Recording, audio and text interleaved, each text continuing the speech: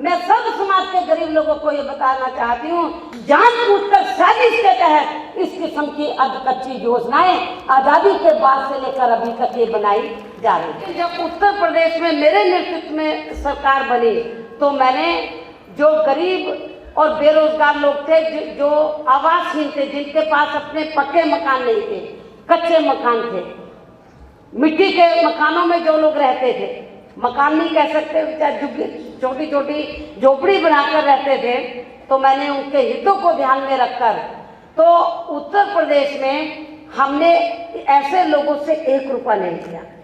हमने सरकारी पैसे से 1 कमरे का नहीं बल्कि 2-2 कमरे का पक्का मकान बनाकर और सारी सुविधाएं उनको देकर उसमें उपलब्ध करा के हमने आवासहीनों को 2-2 ये सुविधा उनको दी।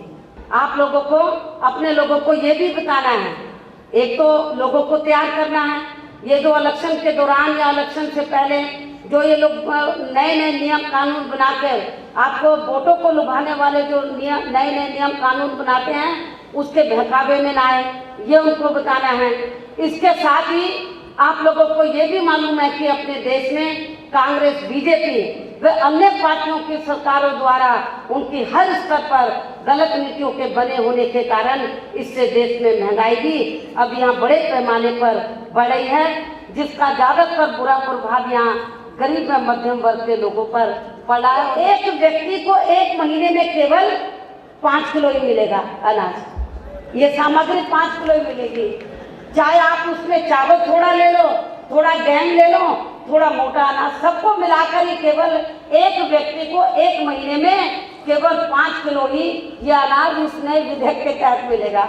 अब 1 महीने में एक व्यक्ति को 5 किलो ये अनाज देने की बात कही है।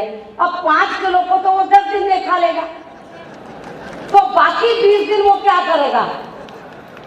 मैंने पार्लियामेंट के अंदर भी कहा कि बाकी 20 दिन क्या वो मंदिरों में, गुरुद्वारों में जाकर तो क्या वो भजन करेगा? ये मैंने कहा था। और मैंने ये भी कहा पार्लियामेंट के अंदर कि यदि आप इसके मात्रा को नहीं बढ़ाते, 5 किलो से ज़्यादा नहीं करते हैं, सरकार ने बोला हम 5 किलो से ज़्यादा नहीं देंगे, इतना ही हम दे पाएंगे। और मैंने उनको कहा कि यदि आप इसकी मात्रा को नहीं बढ़ाते हैं तो ये योजना भी उसी तरह से अब कच्ची साबित हो जाएगी जैसे मनरेगा। आपको मालूम है कि मनरेगा के तहत तो जो बेरोजगार लोग हैं उनको केवल 1 साल में 100 दिन का रोजगार दिया जाता है, लेकिन 1 साल में 100 दिन नहीं होते, 365 दिन होते हैं। मैंने पार्लियामेंट के अंदर भी कहा कि भाई 100 दिन तुम उनको रोजगार दे दो और 265 दिन वो क्या करेंगे? वो भूखे रहेंगे। तो इस राष्ट्रीय खाद्य सुरक्षा योजना के तहत एक व्यक्ति को 1 महीने में केवल 5 किलो अनाज देने की बात कही है। 1 महीने में 5 किलो से उसका पेट नहीं भर सकता। एक व्यक्ति का 5 किलो तो बहुत कम होता है। और मनरेगा के तहत बात करते हैं कि हम पूरे देश में बेरोजगार लोगों को रोजगार दे रहे हैं, और इस योजना के तहत केवल 100 दिन का देते हैं 1 साल में।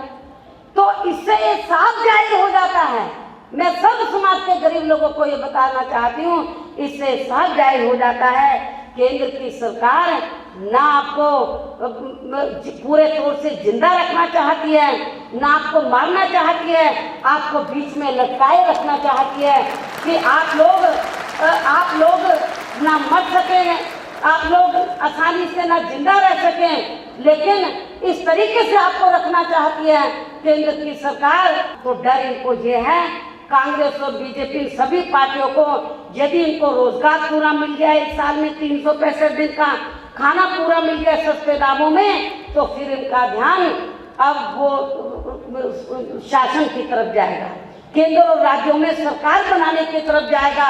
आप लोगों का ध्यान, जो गरीब लोग हैं, जो बेरोजगार लोग हैं, तो उनका ध्यान केंद्र और राज्यों की सरकारों के लेने की तरफ ना जाए। आप केवल अपनी रोटी रोजी के लिए ही आप लोग लड़ाई लड़ते रहे, आपका सत्ता से बेदखल करने के लिए, दूर रखने के लिए जानबूझकर साजिश के तहत इस किस्म की अधकच्ची योजनाएं आजादी के बाद से लेकर अभी तक ये बनाई जा रही है। इसलिए मेरा आप लोगों को ये कहना है कि ये जो योजना है केवल गरीब लोगों का, सर्व समाज में से जो गरीब लोग हैं उनका वोट हासिल करने के लिए केवल चुनाव से पहले ये योजना बनाई गई है। इसमें कुछ ज़्यादा कुछ भी नहीं है।